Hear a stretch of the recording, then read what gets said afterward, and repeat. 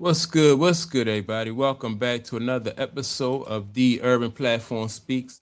Make sure to like and subscribe as you tune into the channel and you check out the content. And with that being said, man, I wanna speak on. Yeah, I'm starting to just come to the realization that the NBA, how as I have known it, is dead, right? And the reason I say that is because basketball used to be, they used to say that basketball and sports in general was a way to develop really good character traits and stuff like that. It taught you perseverance, hard work, dedication, loyalty, you know, um, unselfishness. Like all that stuff goes into a winning and a successful team, right? But that is not what this new NBA is right now. And I realized that when it came to owners, like owners have a different perspective and they had a different level. So they were not always, we're looking at it from the player standpoint. We're talking about like the competitiveness of the players and what drove players to be the best that they can be. Um, and it took unselfishness, right? You have a player that could be so talented as like a Kobe Bryant, but then you got to have, you got to convince Kobe to be more of a team guy and more unselfish, right? And so those are good characteristics that you can use for a kid. You know what I mean? You those translate everywhere in life. But now when you look at today's NBA and what's going on with LeBron James and stuff, like I just think that the league, in my opinion, has really declined. It's not what it was back in the day. It's more so about selfishness. Like this player empowerment is cool. And you want to see players be able to get the most that they can get. As their talent can bring them, but at the sacrifice of the team or to sacrifice, winning and stuff like that, because that's what comes, that's what they sacrifice. It used to be people made sacrifices so the team could benefit. Now they sacrifice so the player can benefit.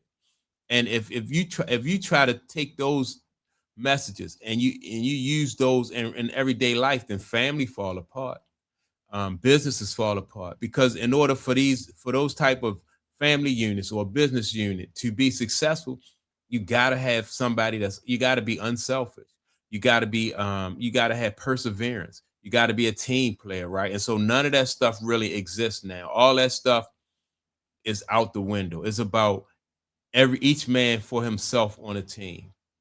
And that, in my opinion, I think it causes the erosion of society altogether, right? And so it's more so now. It just seems like it's more so about the storyline.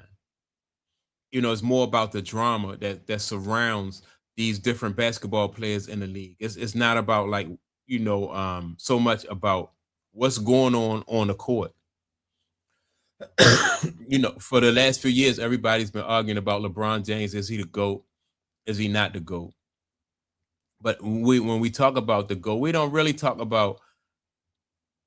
talk about like plays that LeBron James made so often.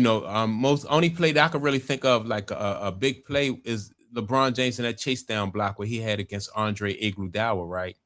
But other than that, like if you go back and you look at Larry Bird history and you start to talk about the plays that he made, the great plays he made and the time that he made it and in the situation, you got a whole lot of plays for Larry Bird like that. Same thing with Magic Johnson. You just go and it's just not one play that Magic made that was big. I mean, these guys have highlight films. Excuse me. Kobe Bryant, same way, highlights. They have highlight films.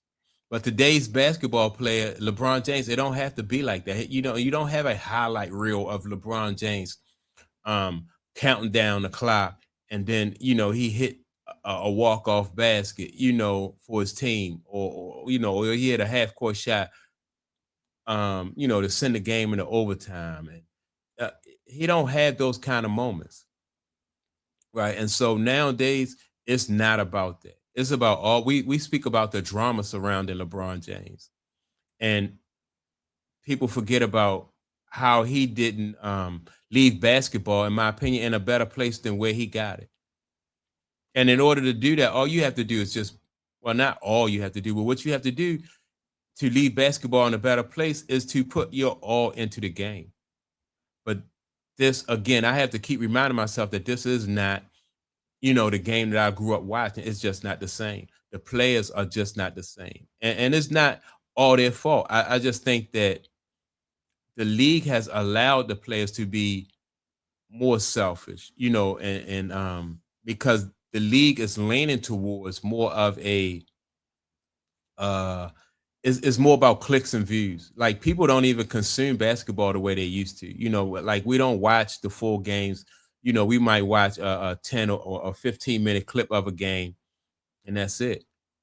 So, if we're not consuming it the way we consumed it in the past, then maybe that may be part of the decline too. But I just think that no matter how you consume the game, you still want to see these guys compete. And like the situation where Larry Bird went into the locker room before the All-Star game a few years ago, and he asked the guys and told them how important it was for them to put on a really good show for the fans. Like that's crazy, man. Those guys back in the day, they cared about the fans. Now, with guys and all the reason why people slowed up on load management is because it was, fans were outraged and it was starting to affect the bottom line. Like, why are you gonna go to a game?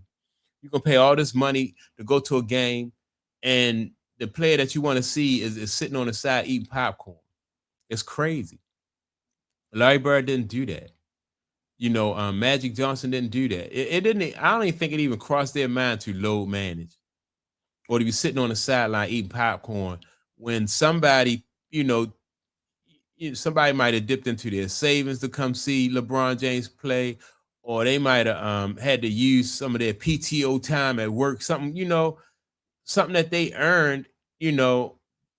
And if Michael Jordan can take the approach that I'm gonna play every game because people came to see me, even if he playing the Washington Wizards. No offense to the Washington Wizards, or if he playing a Charlotte, he playing a team down in Charlotte, or he playing Sacramento, or whatever team. Like Mike showed up for every game.